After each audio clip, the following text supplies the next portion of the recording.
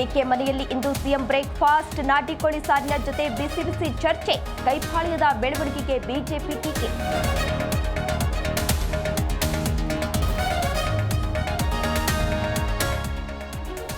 ಕಾಂಗ್ರೆಸ್ನಲ್ಲಿ ಗದ್ದುಗೆ ಗುದ್ದಾಟ, ಅಧಿವೇಶನದಲ್ಲಿ ಸರ್ಕಾರವನ್ನ ಇಕ್ಕಟ್ಟಿಗೆ ಸಿಲುಕಿಸಲು ದೋಸ್ತಿ ತಂತ್ರ, ಅವಿಶ್ವಾಸ ಗೊತ್ತುವಳಿಗೆ ಚಿಂತನೆ.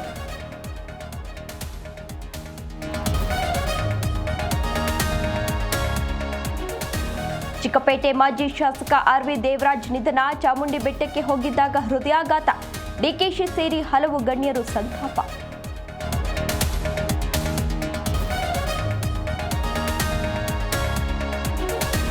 ಎರಡನೇ ದಿನವೂ ಮುಂದುವರಿಯಲಿದೆ ಸಂಸತ್ನಲ್ಲಿ ಗದ್ದಲ, ರೈತರ ಸಮಸ್ಯೆಗಳ ಚರ್ಚೆಗೆ ಆಗ್ರಹಿಸಿ ವಿಪಕ್ಷ ಗಲಾಟೆ, ಮೋದಿ ಡ್ರಾಮಾಬಾಜಿ ಎಂದ ಖರ್ಗೆ.